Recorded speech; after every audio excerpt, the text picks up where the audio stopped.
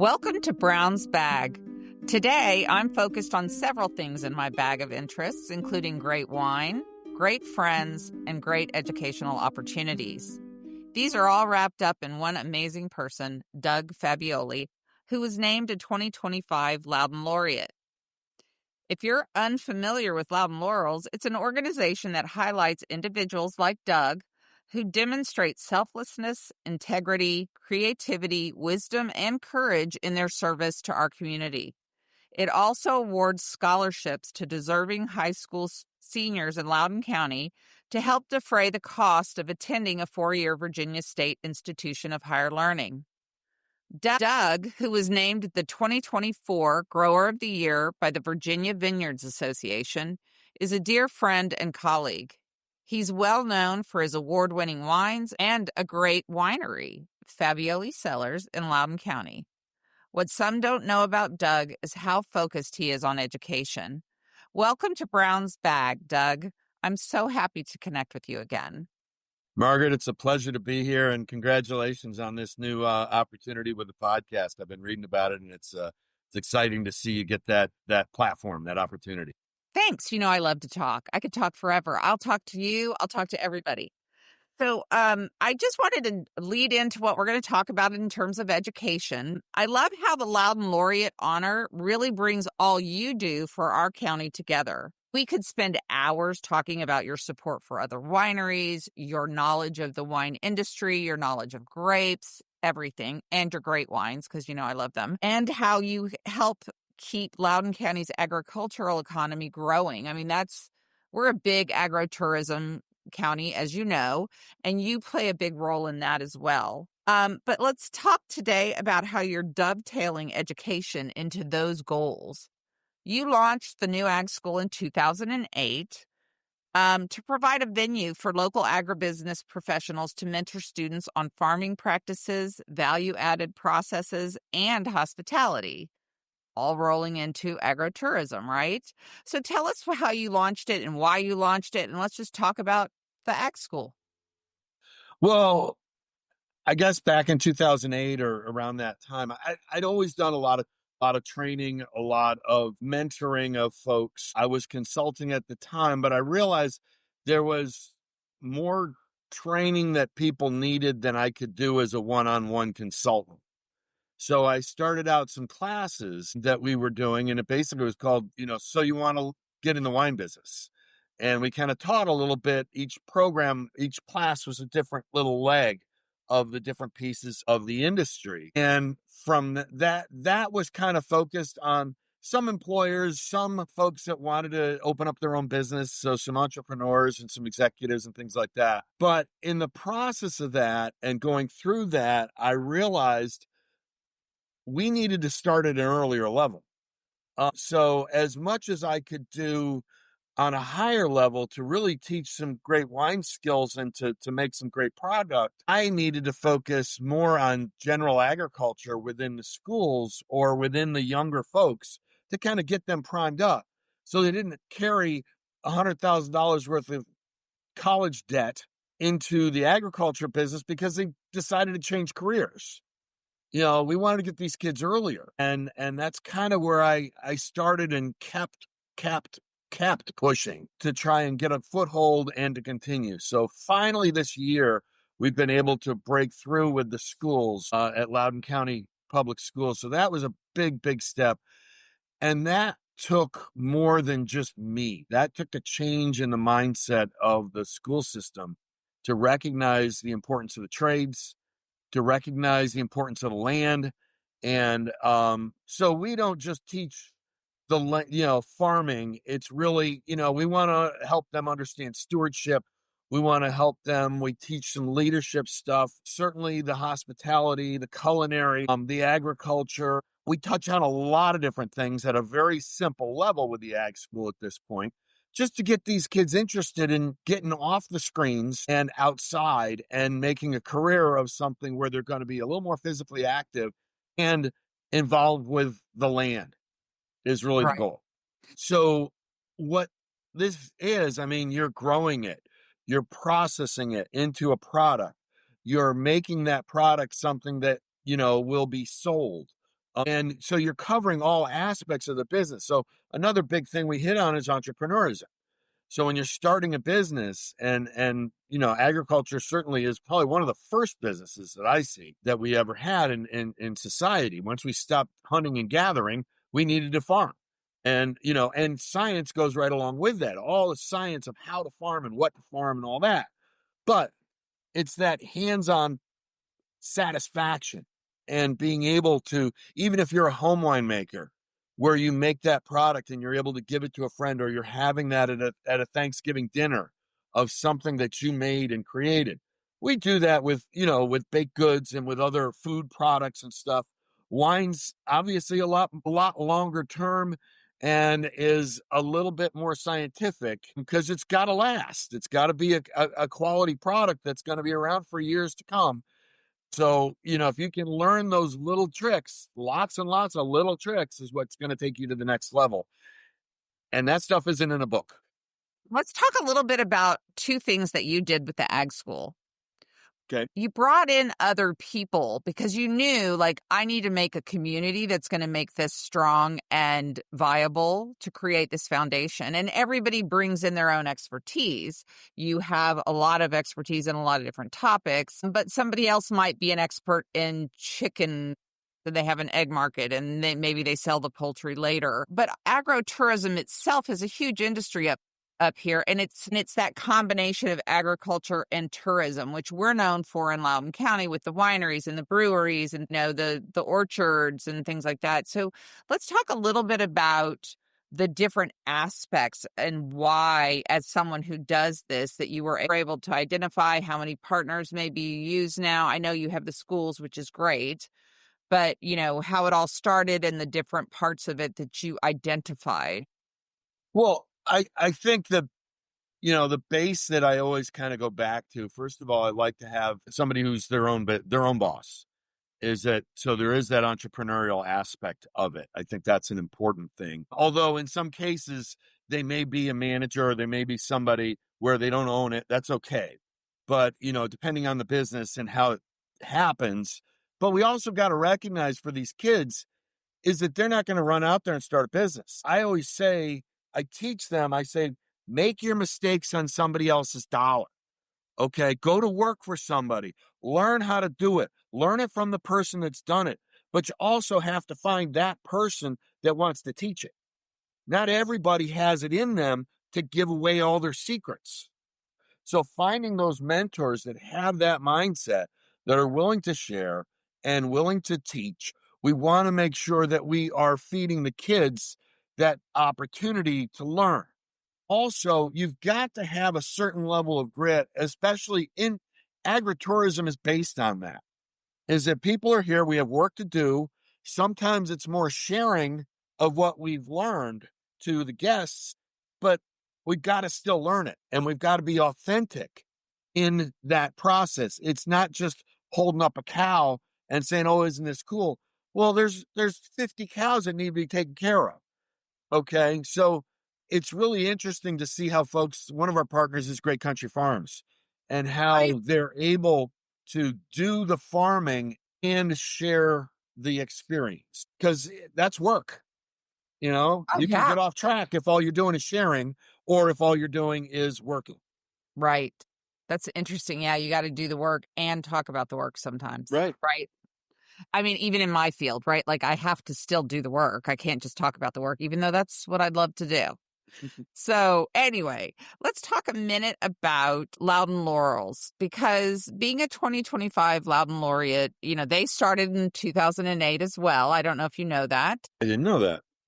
But you'll be honored in September at their gala. Every year they do a celebration of life and leadership, at which time they do honor their laureates. And this year it's you and Gertrude Evans, who is a friend of mine, and I love her as well. But they also highlight the scholarship winners. They've given out about $40,000 in scholarships over the years.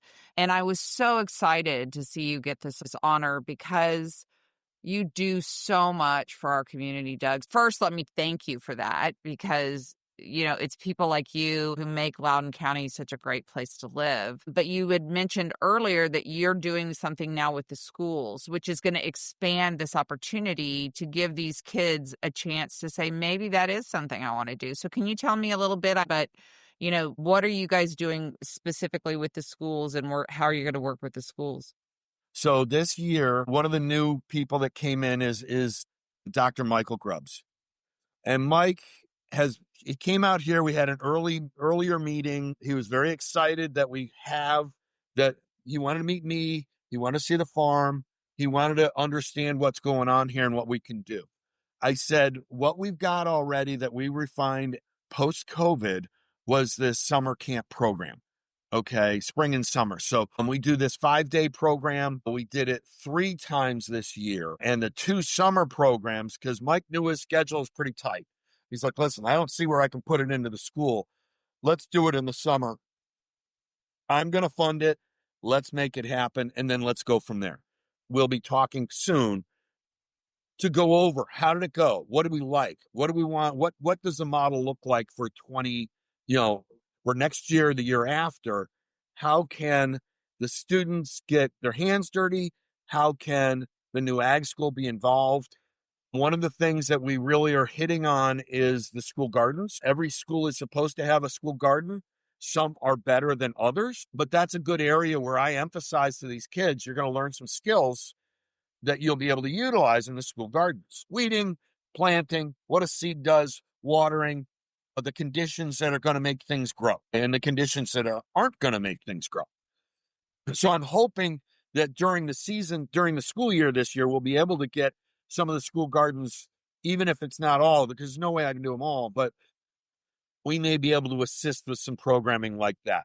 We may get some grant money to help that and get some of the infrastructure in to take some of these gardens to the next level. So Great. that, I think, is what's going to happen next. We're just trying to figure it out as we go. So the kids who are in the summer camps come from Yes. Loudoun County Public Schools. Yeah. How did they learn about it? So basically, we started out saying we were going to do rising 9th graders. Oh, nice. Okay. And it was late in the season when we finally got all the ducks in a row to promote it. And I was very low on signups, just a week or 2 out from my first camp. So I said, listen, it's not going to work if we don't have any kids. So what we did is we changed the age point, and just made it middle school, high school. So we did have a range, which I like the range. And I've worked with the range before, because when you're in a job situation, you're always working with different people. So let's go ahead, and we don't have to have everybody the same. The schools make it easy because this is what we teach. You got older kids and younger kids. Okay, older kids, you're going to learn some leadership skills to help these younger kids. Younger kids, you're going to learn some leadership skills as well. So you know how to behave and how to act and how to be a good follower, but still practicing your leadership skills. So we did end up filling out both programs. Will we change back and try to be rising 9th graders? I don't know. That's going to be a discussion. Okay. We're going to have to see. There's a huge world of what we can do. And I'm a big proponent of let's stay small. Let's focus on successes. Let's get done what we can and then grow step by step. We try to take it all on, we'll never get it done. And it's just going to be another loss. So I love what you said about the range of ages. You don't want to go too far, but having a nice 3-year range is great because you're getting the kids earlier too. I was really lucky because I knew at a very young age what I wanted to do. I wanted to be a writer of some sort, and I'm good at it. But most kids just don't know. And the more they're exposed to, the more opportunity they have to find that passion. And there is something to say that what they hope, and in many cases it ends up being this, is that a lot of times by the time you're in high school, you've already made some choices that are going to steer you down a certain path. Okay. And you have to make a certain choices. So we might as well hit them in middle school to give them some of the opportunities. So initially the program started as a workforce development program. So there we're really talking about high schoolers that could go into whether it's a summer job or maybe they're going to make this as a career. But, when we get into middle schoolers, we can't put them to work technically. So we want that exposure. And if we get them for a few years, then we really do get them to a point where now they're a, what we call a junior mentor, and they're getting their hands dirtier more. They've got the gardens at home. They're helping out in the summer and the school gardens, and maybe committing to taking care of a garden in the summer. Because that's one of the big things with the schools is that everybody leaves in the summertime and you can't have access to the garden. And that's when Oh, everything grows. So it's really, you've got to find the right plan, and you've got to have somebody that's going to carry something through to make that successful. So when the kids come back from summer, they've got something right there ready to go. But there's got to be somebody that's going to be involved, and they're not going on vacation all summer long. Laurels are people like you who have committed a great deal of their time and energy and love, honestly, to this county. So tell me a little bit about what it meant to you and how you feel about it and things like that. Well, first of all, I was surprised. I mean, I was aware of the Loudoun Laurels. I'd attended one of the galas. You're right. I know a number of the folks up there too, and they are my what I refer to as mentors from afar. Okay, is that they aren't sitting there telling me or coaching me, but it's almost like, hero envy or whatever you want to say. I've never felt like I was in that club. I never felt like I deserved to be in that club, to be honored with that membership, with that, that level of respect, and how everybody's reaching out to me as they are. It's humbling. It makes me realize how I've done, what I've sacrificed, I guess. I mean, my wife always teases me. Colleen's like, you couldn't do any of this stuff if I wasn't here to hold up the rest of the stuff that you're not doing. And it's like, absolutely. And I do give her a lot of credit. She never anything she hears. I love her, and I wouldn't have the support, and I wouldn't be able to do what I do and be that front face if I didn't have the support behind me. But, I've kind of, in certain situations, I haven't given up. In other situations, I've seen that little window where I can help this one out. I can do something here. I'm not gonna make a promise and let it drop. I'm gonna carry it through. But whether it be, some of it's through scouting, some of it's through the Ruritans, a lot of it is the new ag school, the time I spent with rural economic development, the time I spent with the governor on the Virginia Wine Board. So a lot of these different pieces kind of came through for me. I helped build an industry, and it's an Absolutely. industry that is a part of a culture that somebody along the way said, this is pretty cool, let's keep going. And I just kind of kept going. I mean, I hear some of the challenges out there with, what the challenge with agritourism is, that it works if people come to your farm and buy stuff. Okay. And if my neighbors don't want people driving down my road, it's awful hard to have agritourism. Or we just can't listen to everything that the neighbor complains about. So, but if we don't have that, we don't have the farm, and we don't have the open space, because, nobody's growing corn here just to grow corn. I mean, this land is way too valuable. The costs are too high and everything to just grow commodities. We've got to Yeah. grow products that are that next level. And the Right. other part of all this is that leadership that we keep learning. We've got to keep learning how to do things better in order to be able to pay for it and make it successful. So Yeah. I guess all that adds up to me being honored for, you know, trying to use my head and my heart and my hands to actually make a difference. And that's what I try to preach. And what better way to preach than do? Yeah. So I love there you that, go. Doug. I love what you said about being the mentors from afar. Because, honestly, if you think about it, that's what you are for a lot of people, I hope. Like maybe they don't even realize it, but if they're over at a different vineyard and they're having a good wine, I can guarantee that your hands have been in that.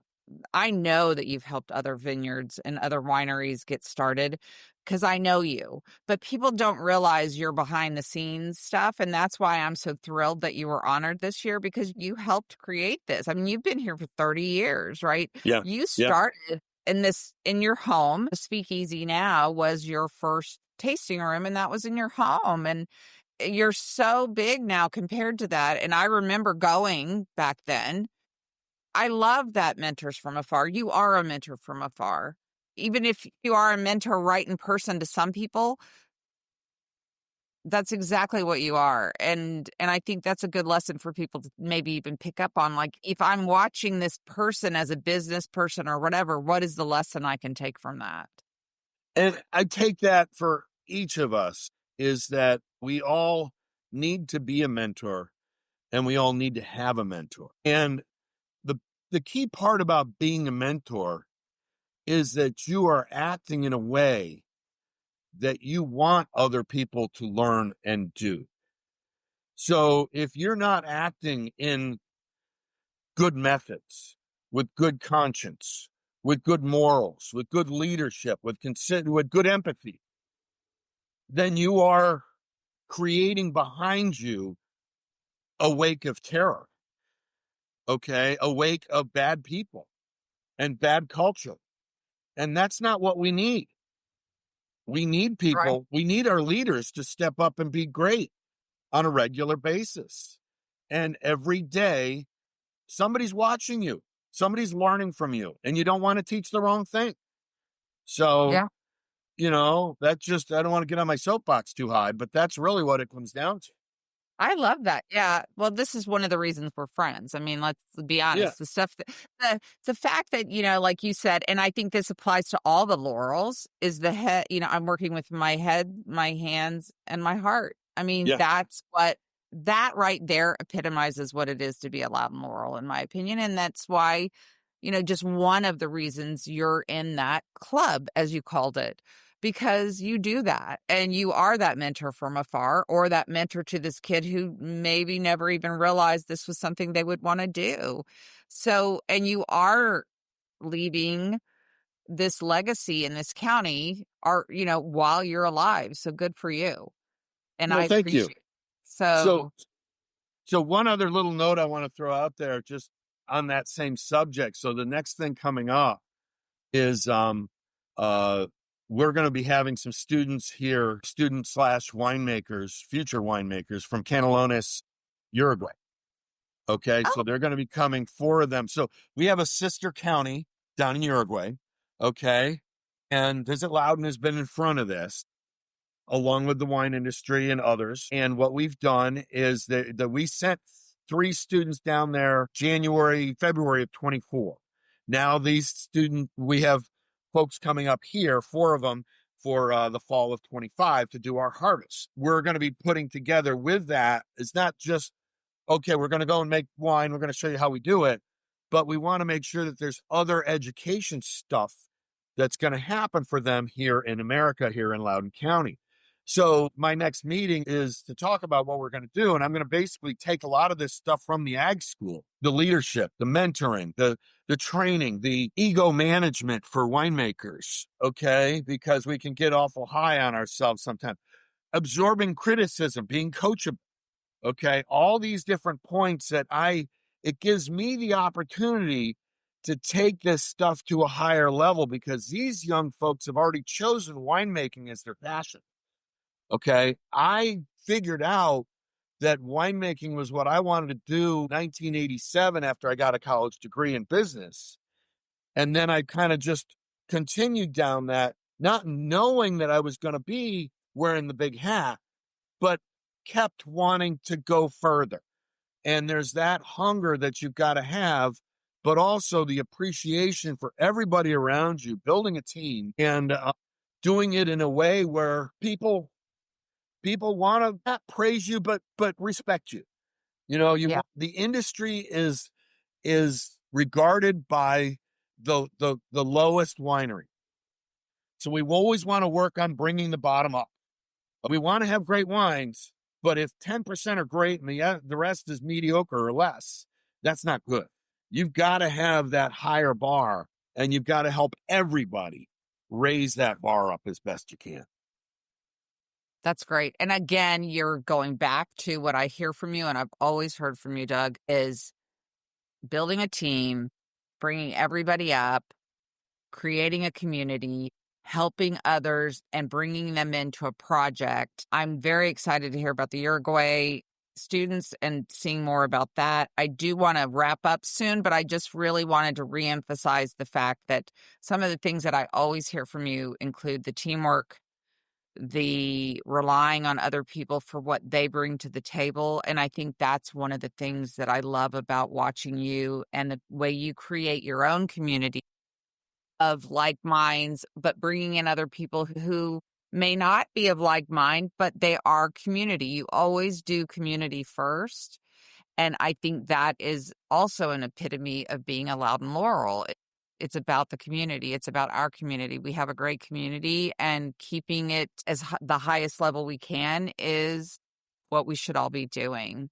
So again, I want to congratulate you for being a 2025 Loudoun Laureate with Gertrude Evans. And the Celebration of Life and Leadership Gala is on Saturday, September 27th at the National Conference Center. And if you want tickets or to sponsor the gala, you can go to loudounlaurels.org. And hopefully everybody will go buy a ticket so we can all meet you in person again in September. And thank you so much again, Doug, for what you do for our county and for the schools and for the kids. Thanks to everybody for listening to Brown's Bag and my visit with Doug Fabbioli, 2025 Loudoun Laureate and owner of Fabbioli Cellars and a great winemaker. Thank you so much, Doug, for joining me today, and I look forward to seeing you soon. It's been my pleasure. Thank you.